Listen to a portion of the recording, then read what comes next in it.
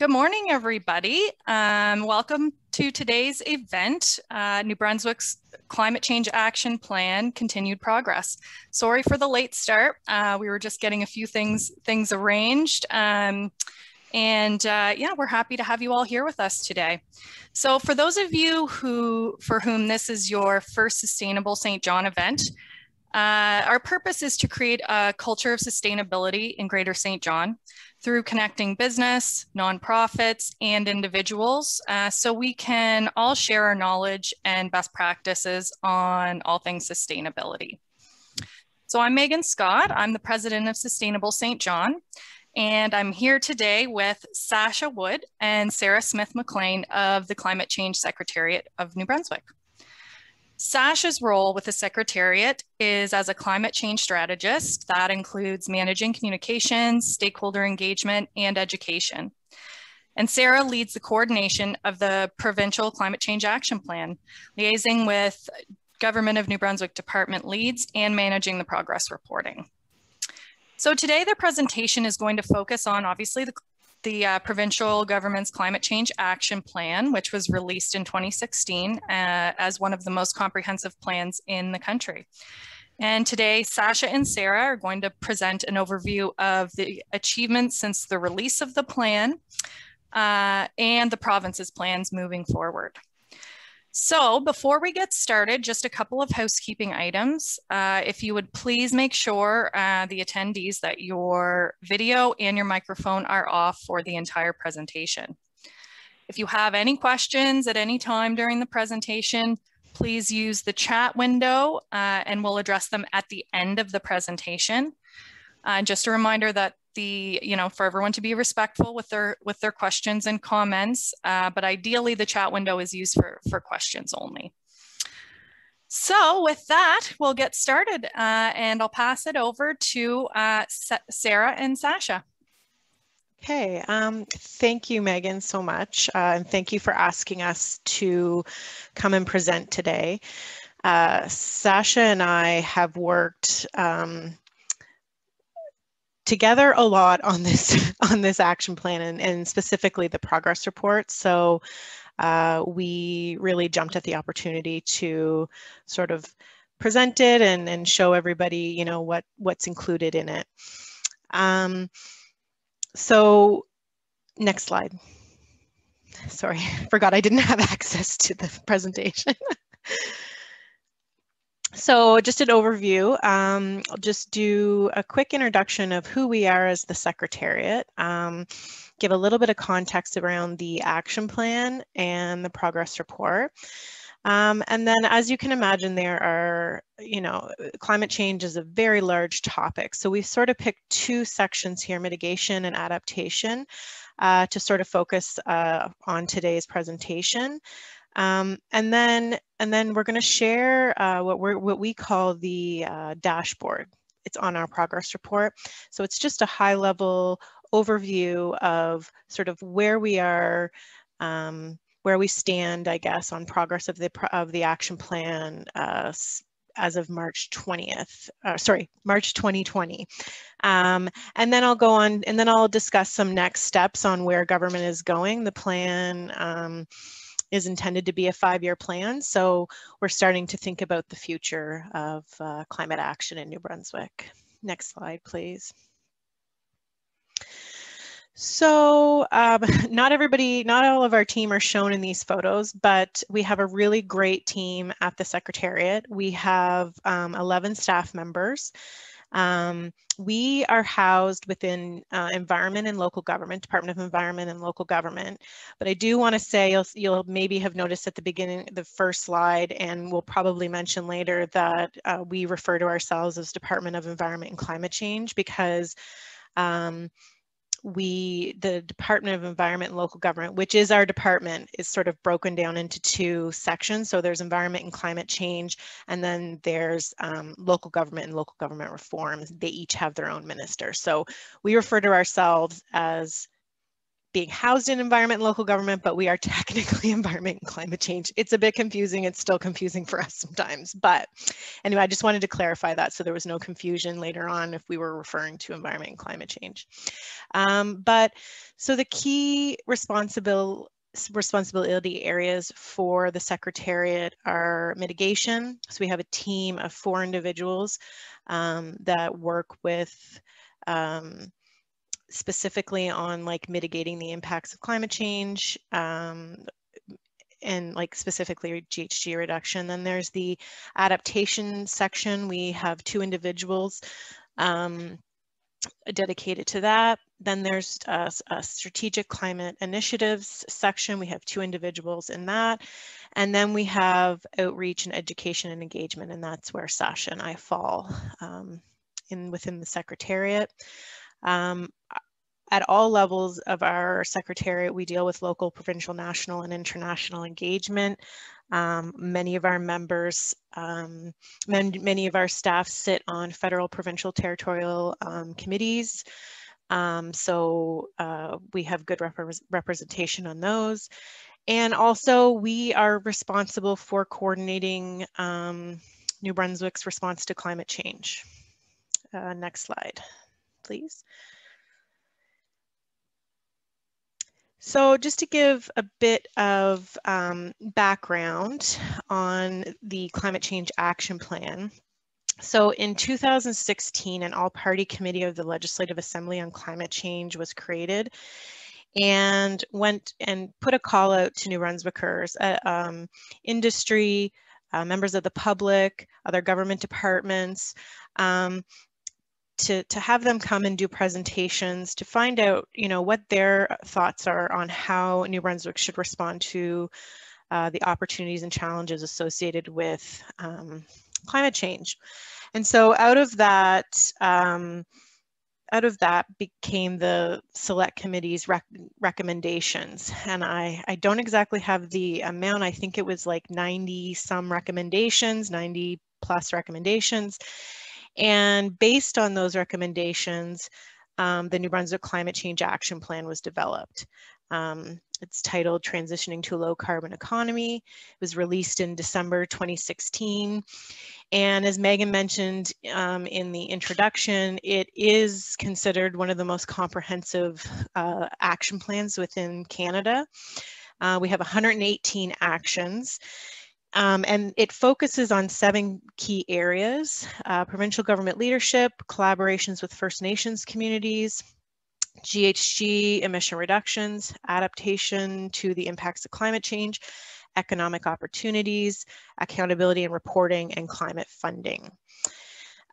So that was released in 2016, and in this year in January, at the beginning of January, we released our first official. We had a high level progress report in 2017, but our first official progress report was released, and it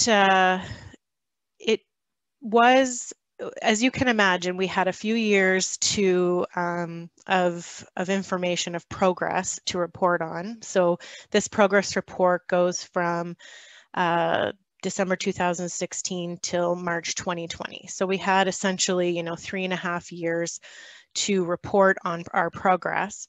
And when you have 118 actions, that's a lot of information. So there's 2 main reports to this document. There's 2 main documents to this report. The first one is sort of an overview of New Brunswick's response to climate action and some highlights of specific actions. And then the larger report is what we call the detailed summary, and it includes an update on all 118 actions, and then also includes the National Inventory Report data for New Brunswick. So I think Sasha is going to speak a little bit about that later on, so I won't go into that. Okay, next slide, please.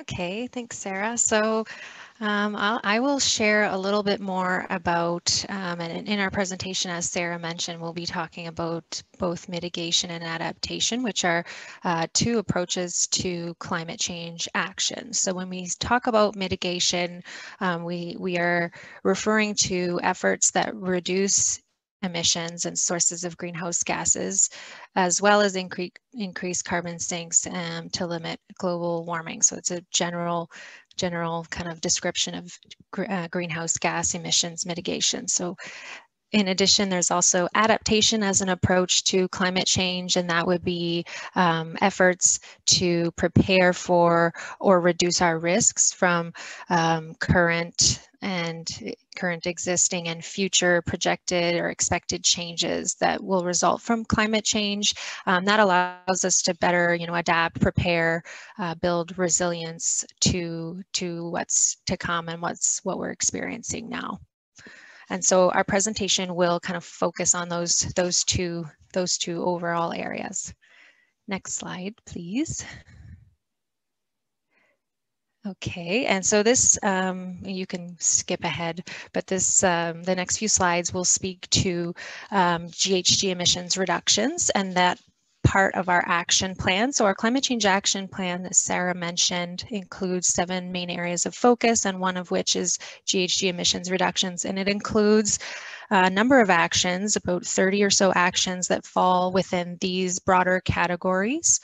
So GHG targets, efficiency, emissions from transportation, offsets, planning for low carbon development. There's just a number of actions that fall within, and we just wanted to include sort of the overall list just to show that it represents, and our action plan represents an integrated approach to GHG emission reduction, which will allow New Brunswick to meet our responsibilities, but also maintain that economic competitiveness and reach our targets with emissions reductions.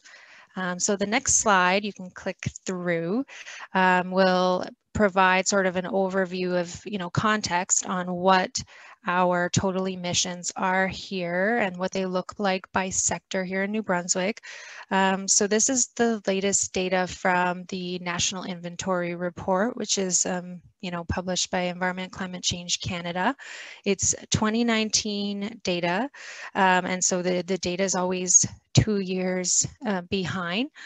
So the total emissions for 2019 is 12.4 megatons of carbon dioxide equivalent, and we have a number of sectors shown here. So we have electricity generation at representing 22% of our emissions, which includes electricity from residential, industry, commercial uses.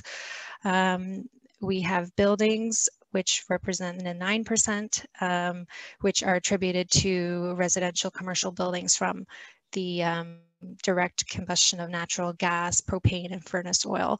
Transportation, which is 29% of emissions and includes passenger and freight transportation. Agriculture, 4% of emissions, which are, the majority of which are attributed to livestock manure and waste, which represents 5%. There's been slight declines in emissions, which are attributed to since 2006. If you look into our progress reports detailed summary, we have some of the trends outlined, and they are attributed to landfill gas management plans that are implemented by our local solid waste commissions. 6 of our New Brunswick landfills are capturing methane that is being emitted from the decomposition of organic waste, and 5 of them are currently using that bioenergy to generate clean electricity. So, and then the final one would be the industry emissions at 31%, and there has been a slight decline in those since 2010, which are due to, energy efficiency measures, more stringent environmental policies, and in the facilities. Next slide, and I'll just point out that that data is new. The data that's in our progress report, so we have, Sara mentioned the progress report includes a detailed summary document, and at the back of that, there is the National Inventory Report for the 2018 data is all included there with some of that information I just referenced, but from 2018. And so this slide just kind of shows, and this was in our progress report again, and this is based on 2018. So it shows New Brunswick as a leader. We are leading the country in GHG emissions reductions. So in 2016, the Government of Canada committed to lowering its emissions, its overall emissions, by at least 30% below 2005 levels by 2030 in response to the Paris Accord. New Brunswick was at the time of this 34% below 2005 levels, and we're now at 38% below 2005 levels, followed by Nova Scotia.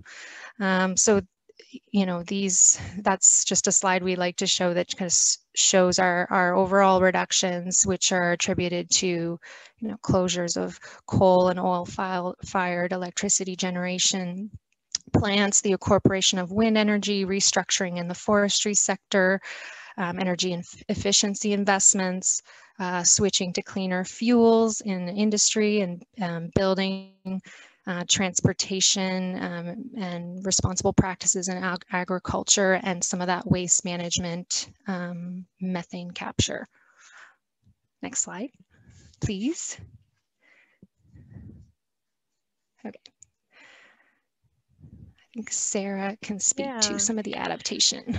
Yeah, so I just want to, there was one point that I missed earlier on. I did mention that the Climate Change Secretariat is the coordinator of the plan, but I do want to make a point to say that this is really a provincial government owned plan. And so although environment and local government own probably the majority of the actions within the plan, there are several other departments that are key players in the implementation of this plan. And you know, specifically Department of Transportation and Infrastructure, Natural Resources and Energy Development, Department of Agriculture and Aquaculture. So it's I just wanted to make that note that as a Secretariat, we don't own or implement these actions. Okay, so like Sasha said, the list of information you see here, these are sort of the broader topics within the adaptation to impacts of climate change section of our action plan. Specifically, I'm going to talk about community adaptation planning because for several reasons, it's a key priority of this action plan. And it is actually owned by, we as the Secretariat actually lead this. Two of our staff are the ones who are engaging communities. So I thought I would speak to that. But as you can see, it covers natural resources and agriculture, adapting to adaptation practices and reducing climate-related hazards, reducing impacts, climate change impacts on health as well. So next slide.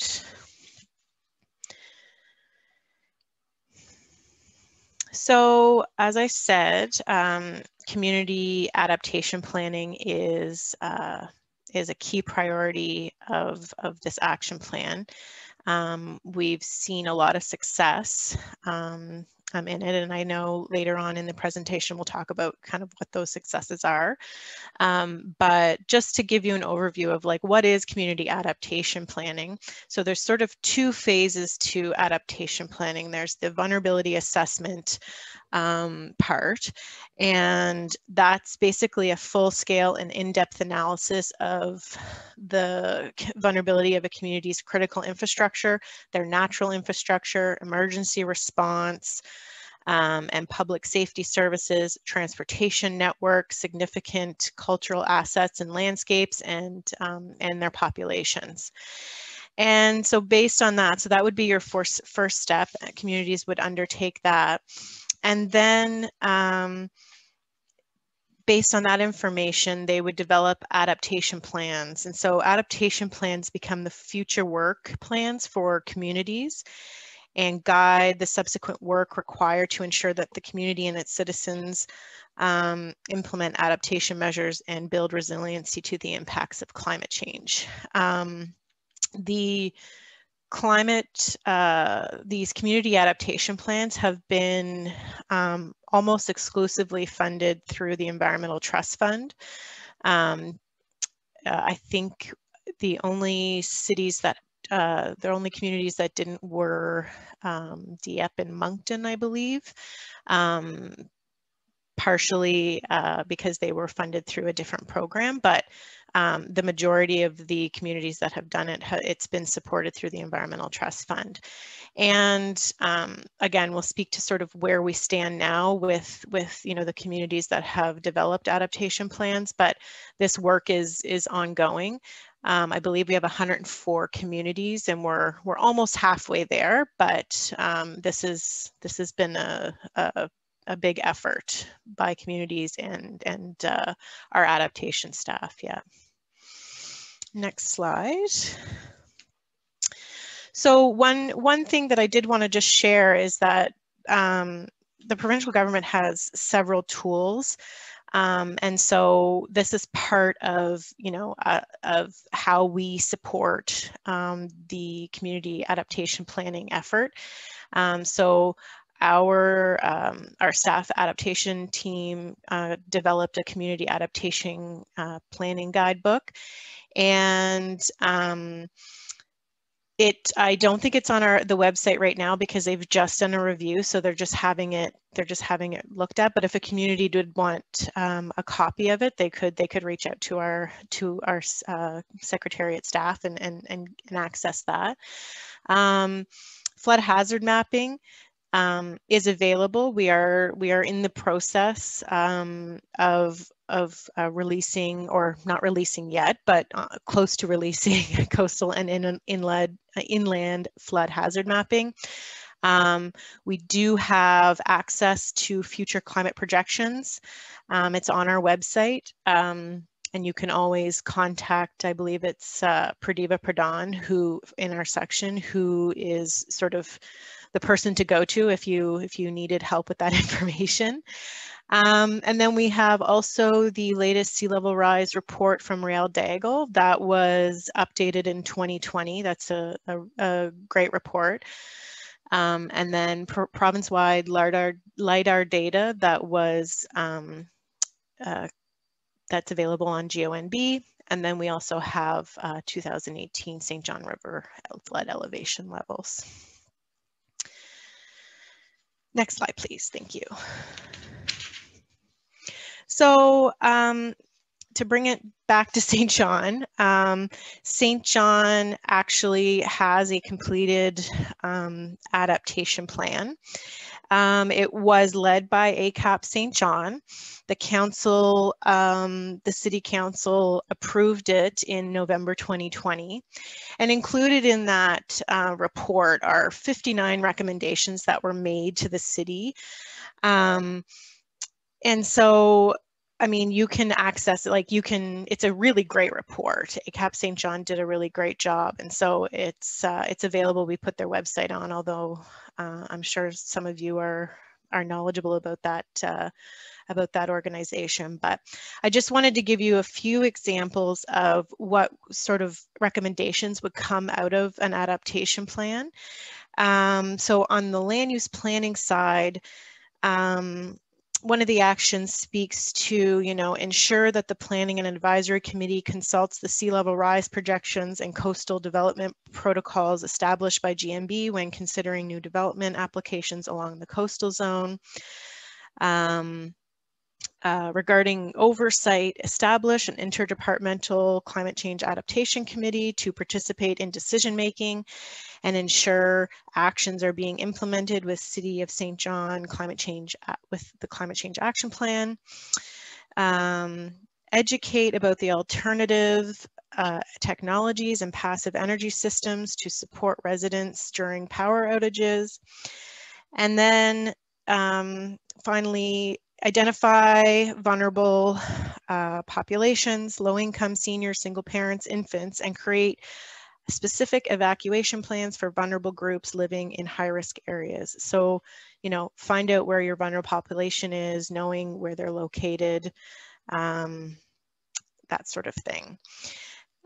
So, you know, if you haven't seen this plan yet, it's worth the read. And then I just also wanted to say that Rosse and Quispam CIS are also going through the process right now to have adaptation plans completed. I think they're in the final stage of doing that. So, yep, that's good for me. Next slide.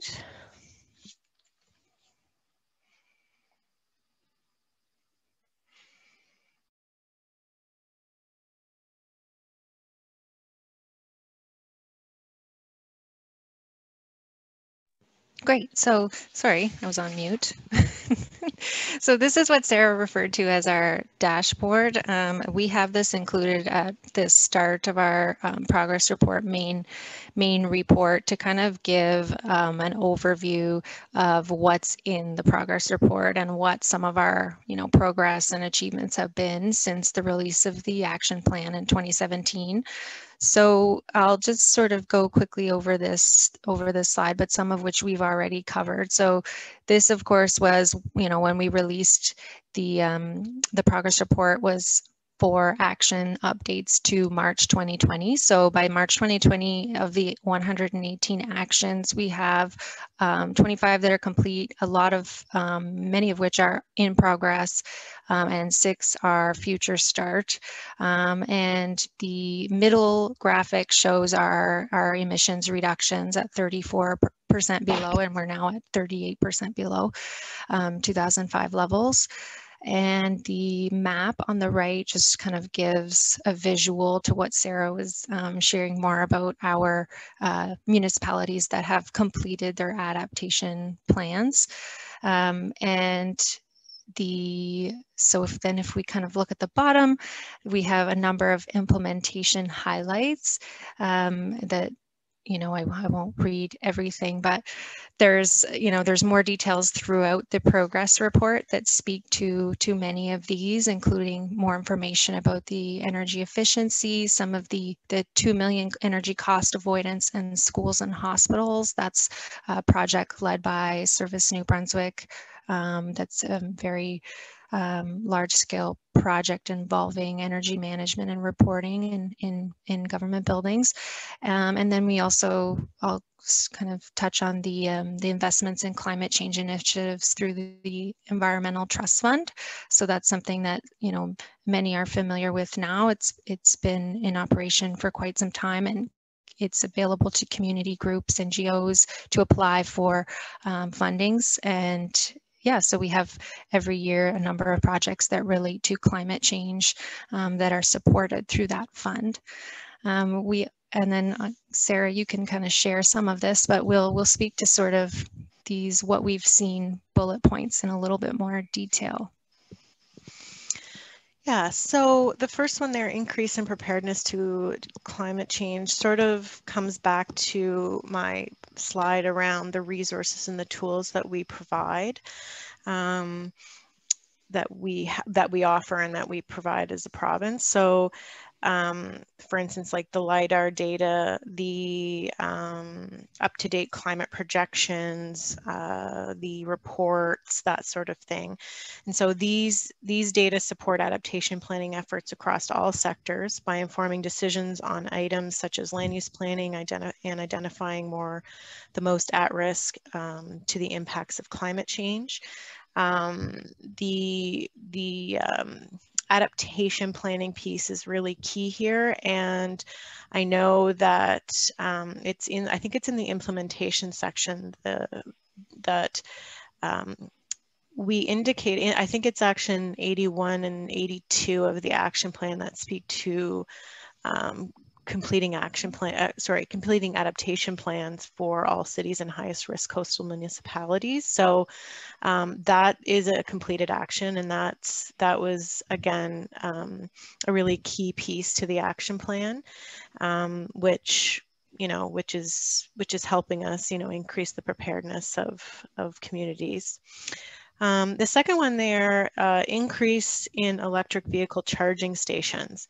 So the focus has been from government has been on the opportunities to establish the infrastructure, the EV charging infrastructure, and we've expanded, or I say we, the province has expanded the electric vehicle charging infrastructure to cover the entire province, which makes New Brunswick the first fully connected province in Canada. Much of this progress has been achieved through the expansion of the eCharge network. So it's MB Power Smart Charging Program for electric vehicles. There are, there are 174 level 2 chargers, 38 level 3 chargers or DC fast chargers, and 48 Tesla superchargers in the province. And in addition, the purchase of electric vehicles is on the rise, and the province has added electric and propane school buses to their fleet. You'll have probably, if you're interested in EVs, you'll probably note that PEI and Nova Scotia have just recently come out with incentive programs for purchasing of EVs. New Brunswick currently does not have a program, but I will say that we are in the process of exploring the options to see what an EV program would look like in New Brunswick. The federal government does have EV incentives that New Brunswickers can access. At the time of the progress report, I believe the number that we reported was in the province there was currently 438 electric vehicles in the province, and since November 20th, or since March 20th, 2020, I keep saying March 20th, March 2020, that's increased by over 200 vehicles. So we are seeing increase in EVs. Increase in energy efficiency programs. So there has been 6 new programs since 2017. And basically it's for homeowners, businesses, industry, that type of thing, those types of programs. We've seen 13,500 homeowners have entered into the residential programs. Over 1,000 businesses have registered for commercial programs, and around 123 projects have been enrolled for industrial companies. The estimated energy savings since April 2017 to March 31st, 2020 is 167 gigawatt hours, with an approximate reduction of 100,000 tons of GHG emissions per year, which is equivalent to 30,000 cars off the road for 1 year. Specifically on energy efficiency, Action 33 speaks to energy efficiency, but 33C specifically speaks to the low income energy savings program, access to energy efficiency for low income homeowners. And so the low income energy savings program saw $2 million a year from social development. And so and I know that there is a wait list. And so social development and MB Power have been working together to sort of make changes to the program to reduce the cost per home, and hopefully reduce that wait list. And then finally for me, the increase, the next one is increase in tools to address climate change and public health risks. The tools are informing multiple sectors on the impacts of climate change on their businesses and mandate to include the public health sector where risks are generated by warming temperatures.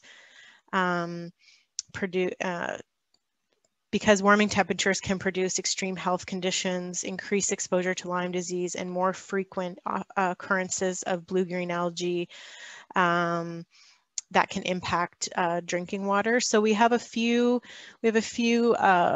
initiatives in the province. So one is the heat alert response system, the HARS it's called. So that's currently ongoing. And then there is a project, I believe, right now that I think it was put on hold because of COVID, but it's the Health Adapt project that we're working together with the feds on that project.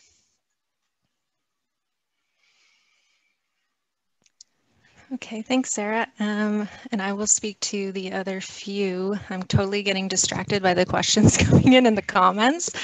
I hope we get a chance to answer those, and if not, that we'll be happy to follow up, just noting that.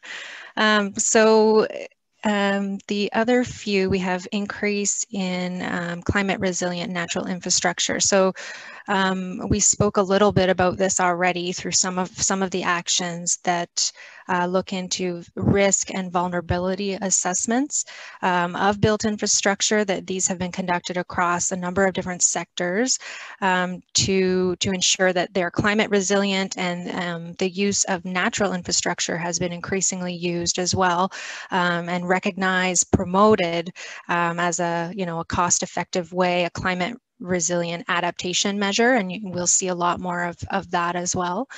An increase in climate change education and training resources in schools and the workforce. So the Department of Education and Early Childhood Developments has been leading the coordination of a few Action 9 related to our climate change action plan, which includes the incorporation of climate change education in different levels at the school level.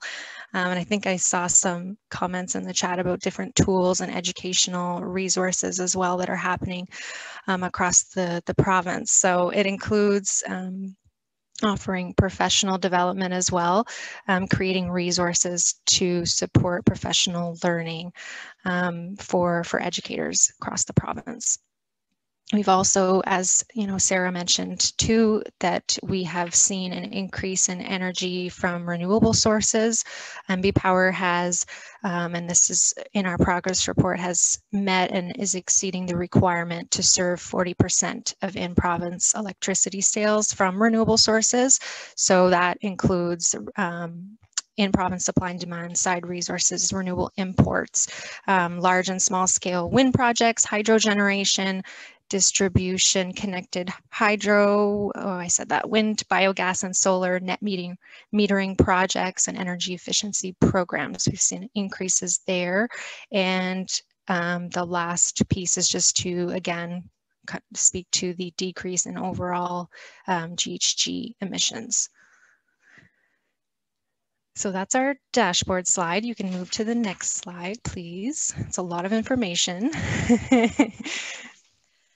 So next steps. So this plan is coming up on it's just past 4 years. And so in the Climate Change Act, it does require a review of the Climate Change Action Plan every 5 years. So we're sort of treating this that we are on the last and final year of this report, and we will be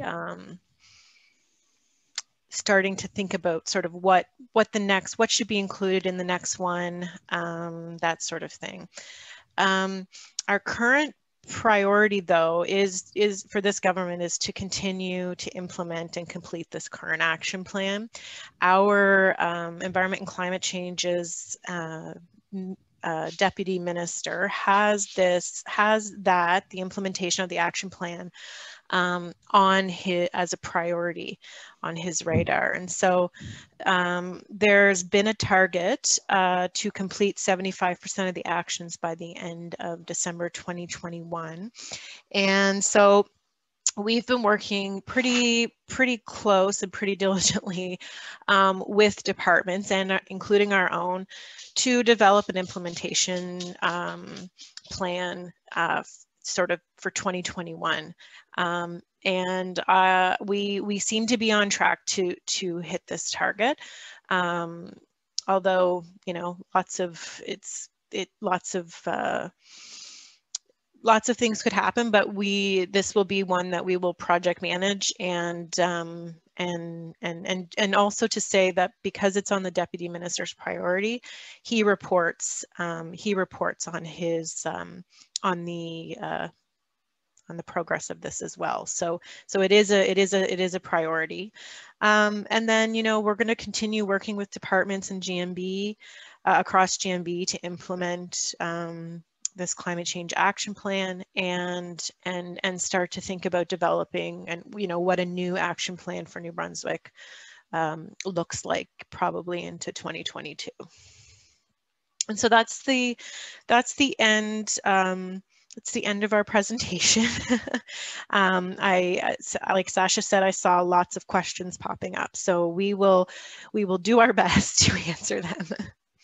But just know that if there's something we can't answer or we don't have the knowledge on because we don't work in that specific department or that specific area, we will absolutely take your questions away and make sure that they're answered. Great, thanks so much, girls. That is a ton of information, you know, and some really positive stuff as well. So, but Sasha mentioned that she was kind of perusing the comments there. Were there any, Sasha, that you wanted to speak to right now that you kind of know, you know, okay, I can speak to this? Oh, you're on mute. Sure, sorry. No, you're right. I was looking when Sara was presenting. I was like distracting myself looking at them, and anyways. So yeah, thanks everyone for listening. We will do our best. So I don't know, I'm gonna try and scroll up, but there was one that I saw that was related to per capita emissions and the overall emissions in Canada. So it was related to GHG emissions more generally. So that was one that kind of got me distracted and thinking. Anyways. Yeah, there was GHG emissions per province, I think it was. Yes, exactly. Yeah. So that information is available, and I don't have it handy. That's kind of why I was like looking over and trying to find it, but it is available through Environment Climate Change Canada's National Inventory Report, which is online. So they have that all broken down and available, so you can go in and look per province. And so in our progress report, I mentioned that we had the 2018 data that was available, and that's something, I think there was another question about per capita, and I have that for the 2018, but the 2019, which was just released, and I know we showed the breakdown of that data on our slide, but it was just released, so I don't have that handy. But for New Brunswick in 2018, we had the emissions were approximately 2% of the Canadian total, and that was, you know, the past emissions were around 13 megatons, so it was a little bit different, but on a tons per capita basis, that was 17.1 tons per capita emissions, which ranks New Brunswick 5th highest across provinces in Canada. So that was what was kind of included in our progress report at the back, just to give reference to that, but recognizing that the new information is now posted online, and we can share that for context. That would be great. Yeah. Let's see, we'll go right up to the top. Sorry, Oh, go ahead. there was one about agriculture. Yes. Yeah, so as I said before, Department of Agriculture and Agriculture would really be the ones to talk to, but I will direct whoever asked the question to Action 57 of the detailed summary. And so it talks about how the provincial government negotiated with the federal government funding under the Canadian Agricultural Partnership. And so that action, the update on that action really speaks to some of the work that is going on in regards to that issue. I'm just going to see here. This agreement includes financial incentives to assist producers to evaluate the environmental and climate change risk associated with their operations, acquire knowledge and tools to address the risks, and assist in enhancing agricultural land base. And as well, the funding has been provided for greenhouse gas mitigation. 82 projects received funding. It doesn't talk specifically about those projects, but if that is something that you are interested in, we could put that person in touch with our counterpart at DAF, or the Department of Agriculture and Aquaculture and Fisheries. That would be great. Yeah. And also, I mean, if they have, you know, some information online or any documentation we could share, we can also send that out to attendees as well. Mm-hmm, exactly. And I'm sure that there is. Yeah. Perfect. So we'll keep that as an action. I saw another question that I wanted to answer just before we switched topics, but back to, I think it was Ann McAllister about the commenting on the target and what is being done to bring New Brunswick's targets in line. So you were referencing in your comment, thank you for your comments, the target 30% below 2005 levels is not enough. And so that 30% below 2005 levels was referencing, in our presentation, was referencing the national kind of target that was set. New Brunswick actually has its own provincial GHG targets that are included on part of our Climate Change Act. And I didn't speak to that specifically in our presentation, but in our progress report, we do have a graphic that kind of shows and outlines our provincial targets. So that includes targets for 2020, 2030, and 2050. And so that does for 2030, we have 10.7 megatons by 2030, which I don't have it right offhand, but I think it's 47% below our 2005 level, something like that. That's the number that's coming to my head, but yeah, and 5 megatons by 2050. So that's just kind of a note on the target piece. And so we are working to work towards those targets, and that's part of the Climate Change Action Plan is our guide to, meeting those provincial targets. Great. Okay. Were there any others that popped out to you, or shall I just kind of go through the list? You can go through the list, I think. Okay, yeah. Perfect. So can either of you speak to, I guess, the types of renewables and low emissions electricity generation that are being proposed within the plan? I think you spoke to it, briefly, but. I know that I kind of covered that quickly when I was speaking about the 40%. So that would be NB Power's requirement to serve 40% of in-province electricity sales from renewable sources, and that includes wind, solar, and hydro. And that's sort of the number that we have right now to March 2020. Yeah, and the actions that I would direct them to would be those actions in our progress report. So action 33 was one that Sara mentioned about energy efficiency. And renewables, which is led by the Department of Natural Resources and Energy Development. Perfect. Okay. I see a quick one here. What is LiDAR data? So I'm not the technical person on this, but LiDAR data means light detection and ranging. So essentially, it's a mapping tool. So essentially, several years ago, we were given funding it's done by plane, and they flew the whole province. So it just gives us a better and more accurate mapping of the province. Perfect. I'm sure there's a lot more technical stuff to it, but that's just sort of the overall. Yeah, that's great. Yes, and can add that I don't know if you said that, Sarah, but that it's referenced, it's available through GeoNB. Yes. Yeah. Great. There was an earlier question about kind of the emissions breakdown for the transportation sector. Do you have any kind of idea of the distribution for commercial versus passenger? Yeah. We do, and in our progress report, I know I'm directing back to that, but at the back, we outlined a number of graphs that kind of broke down each of those sectors, and that's for the 2018. So the 2019 just came out, but we can follow up on, the more up-to-date graphic, but the 2018 does provide a breakdown of total emissions by passenger and freight transportation. So you can see the trends since 1990. Yeah, so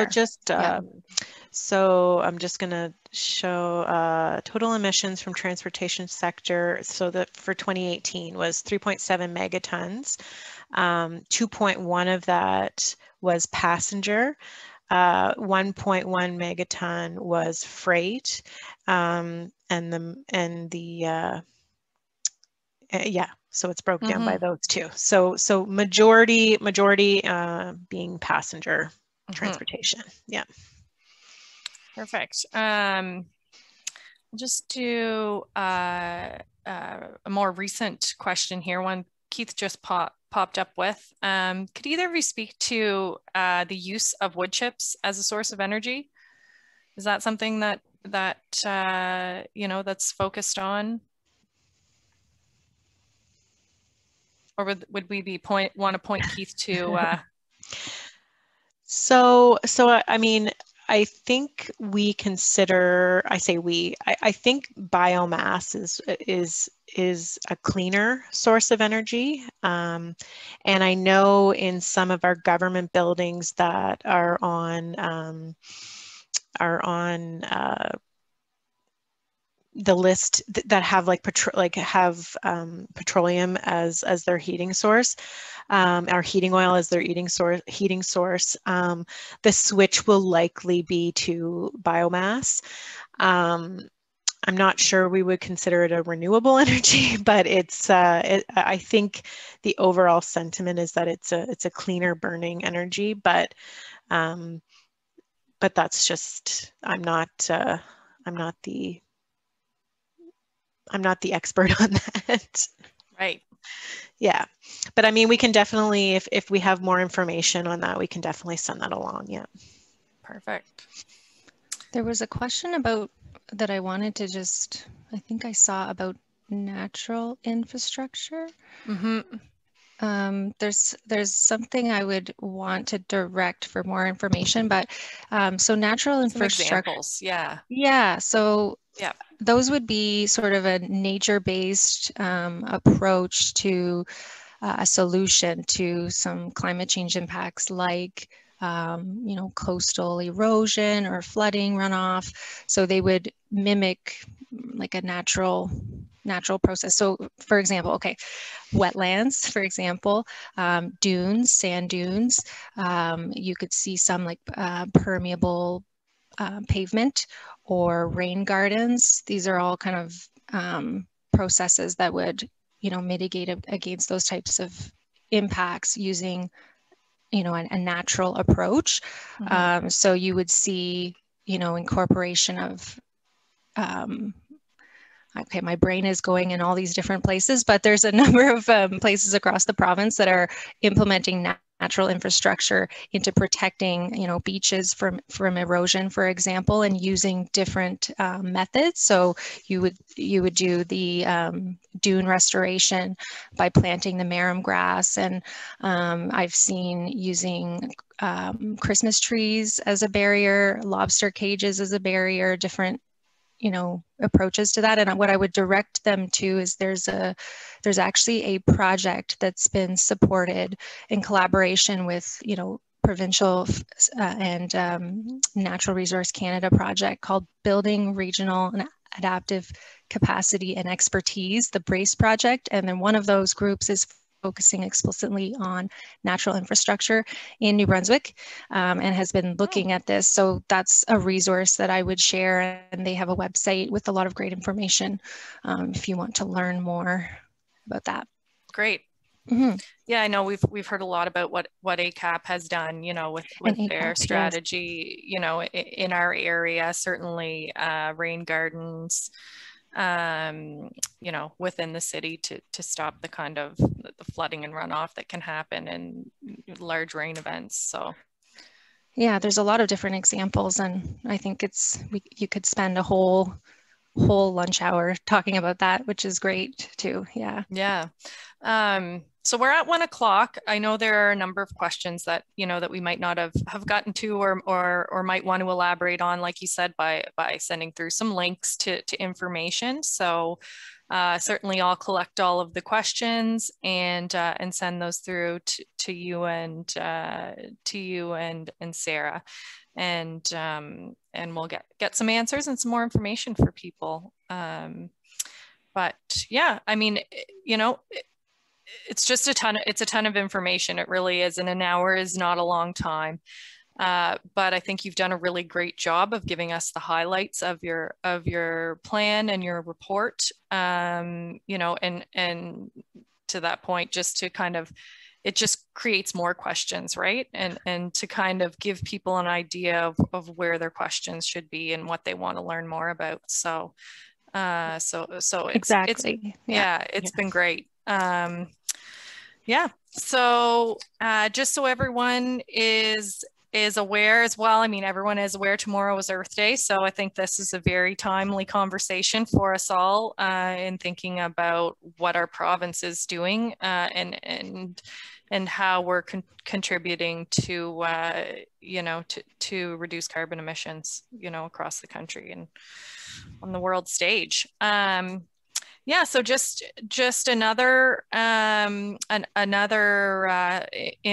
piece of information. Sustainable St. John is coming out with a sponsorship package within the coming weeks. So businesses who are interested in that can look forward to receiving that in their email. And of course, if anyone's interested in getting more involved, joining the board, or has ideas or comments for us, you can reach out to us at info@sustainablestjohn.ca.